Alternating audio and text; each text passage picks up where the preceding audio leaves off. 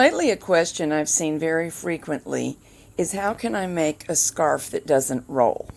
The nature of plain stockinette, otherwise known as stocking stitch, is that the edges do roll. It's due to the structure of the stitch.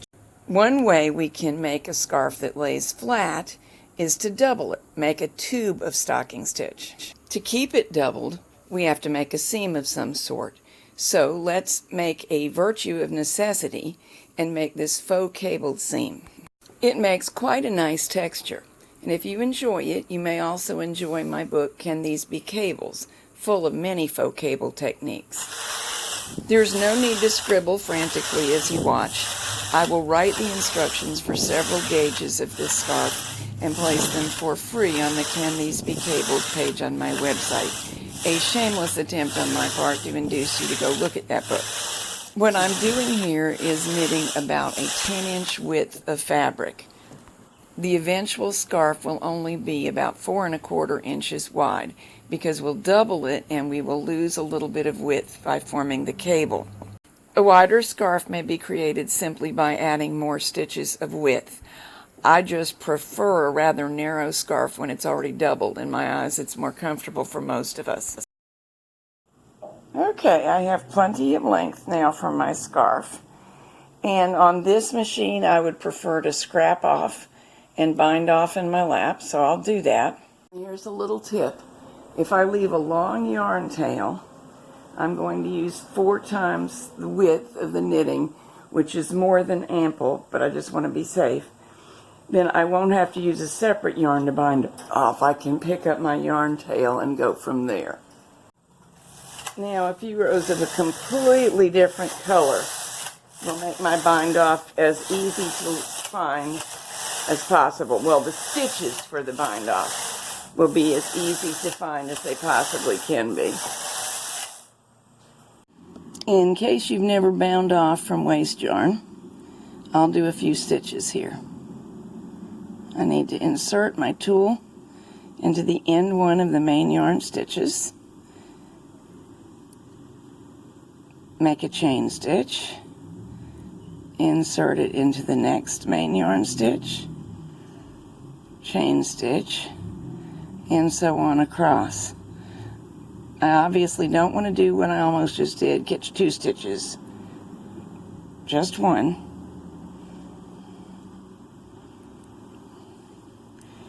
So insert, push forward, yarn over with the working yarn, pull back.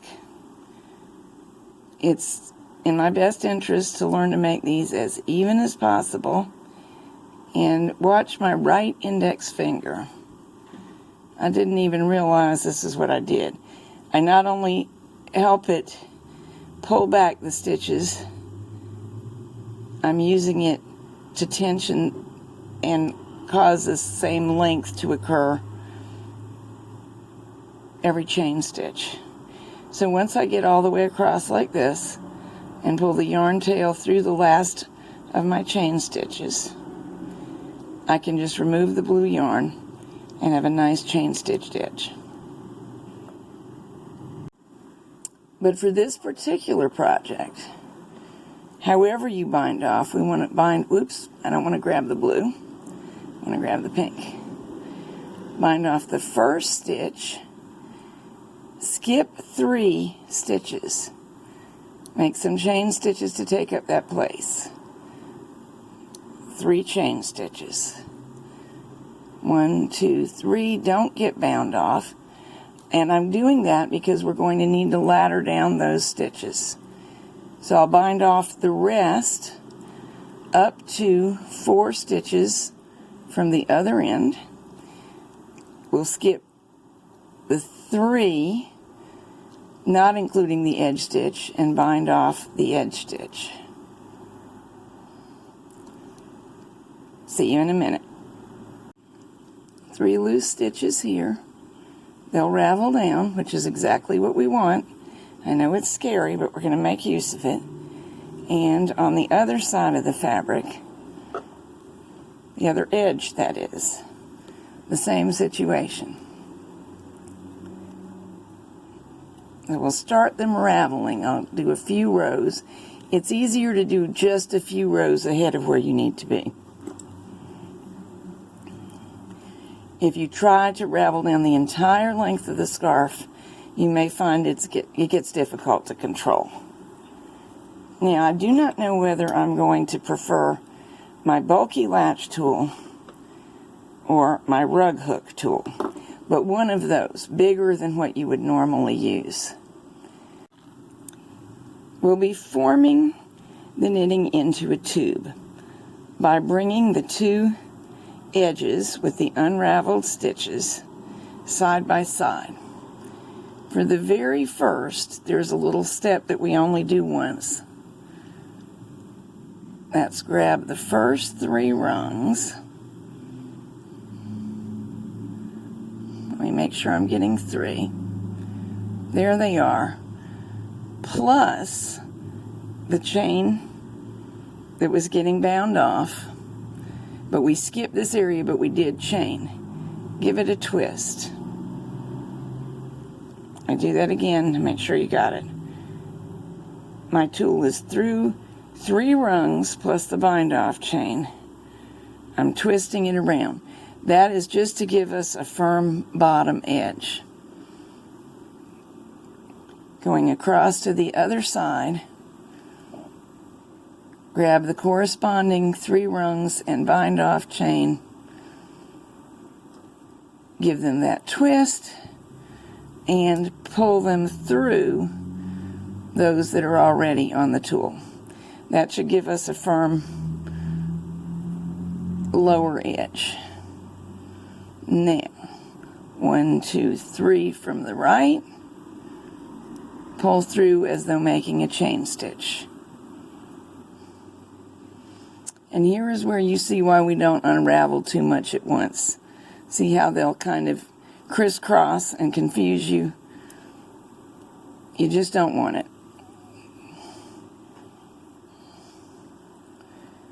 1, 2, 3. These are the next 3. Grab them, chain through. Make sure that all of the 3 are unraveled. Make sure that you can tell which ones have been worked. See the one that my thumbnail's rubbing against? You can see that it's attached to the group that are already on the tool. 1, 2, 3. Pull back, making a chain stitch. And we go all the way up the work in this manner. I'm going to do a few rows off camera and then come back when I have a little more progress made. Once you get going, it can be a good idea to just unravel 3 at a time. You can pull them 1 at a time, but wait till you get up to the stitches, in other words, to pull them out. That way you can make sure all 3 strands let loose of all 3 stitches and pull them back through. Because notice what happens if you unravel ahead of yourself. The nearby stitches start to grow, and it can make it confusing and hard to get the right strands. Now, if that happens, as it did somewhat here, when we pull through, a hard tug will usually sort it back out.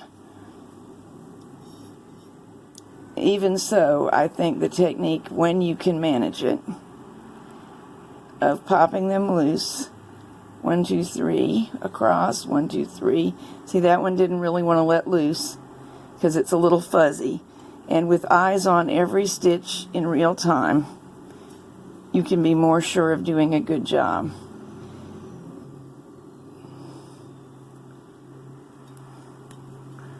All the way up the work, and you can begin to see the effect we're getting. The faux cabled effect is really beginning to show. You'll see a little unevenness because of hand pulling, and later on we'll stretch the fabric this way and then stretch it this way, and that'll settle down. If this reminds you of something you've seen before, it's probably because this is a variation on seaming an afghan. One of the several ways you can seam long panels together to make an afghan is this one, and I usually call it the herringbone seam to differentiate this method from other methods, because you're working across to and fro and the cable creates a herringbone-like effect. Generally, when seaming in Afghan, we just pick up one rung of the ladder at a time, and we don't drop multiple stitches, we drop a single. Normally we're after a flatter seam. In this case, we're just going to go ahead and embrace the texture and make it big. And on that subject, let me encourage you to experiment. There is no law that says 3 stitches and 3 rungs of the ladder is the exact right amount. It could be 4 and 4, or you may find that having dropped 4, you prefer to latch up 5 together. Always swatch and play around with it and see what works for the goals you've got. Be aware that the more stitches you involve in this seam, the more they take width from the finished piece. So you may wish to add extra stitches if you make very, very wide ones. You are accustomed to me working slowly on camera on purpose so that you can see better. In this case, this speed is only a little exaggeration in slowness over the norm, because it truly is necessary to stop every row and make absolutely sure every stitch involved unraveled and contributed to the stitch you're making with the latch tool, and that you pull evenly so everyone is centered. And it's just a mistake to rush the process. Now, when we get to the very top, the numbers that I'm going to give you will all be multiples of 3, so you should run out of rungs at the last stitch. I did not do that so carefully for this experimental one that I'm doing in front of you. Therefore, I have one row that doesn't want to unravel and come out of the cast-on row. And that's okay. If you end up with this by mistake, you'll see what I do next. I'm just going to bind off and attach those stitches along with anchoring my final big stitch. Attach everything to the cast-on chain.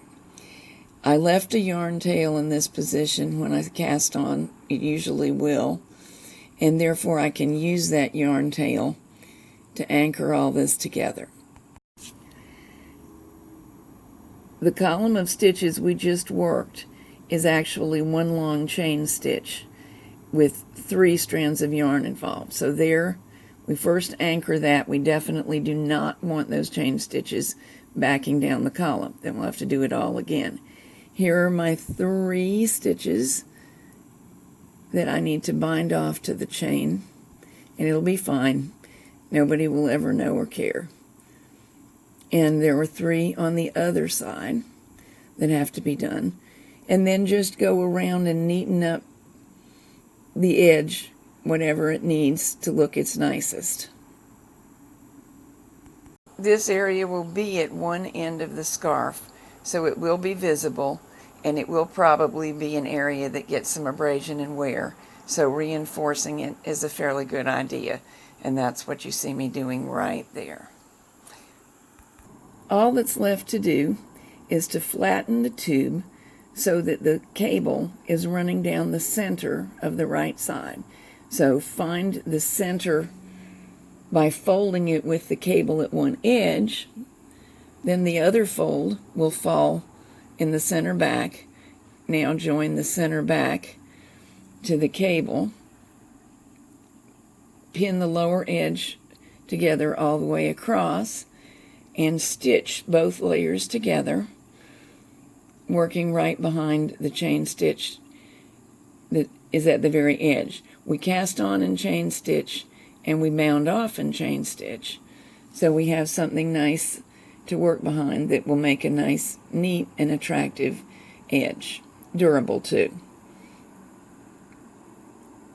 Go all the way across like that. When you reach the end, secure the yarn with whatever knot that you like that's both discreet and strong. Then run the needle inside the tube, pull it on out, shorten up that yarn just a little and snip it off. And when you snip it flush with the fabric and pull the fabric back into position, it totally disappears, so it's buried forever. Now a quick pull long ways and width ways. and you're ready to face the winter.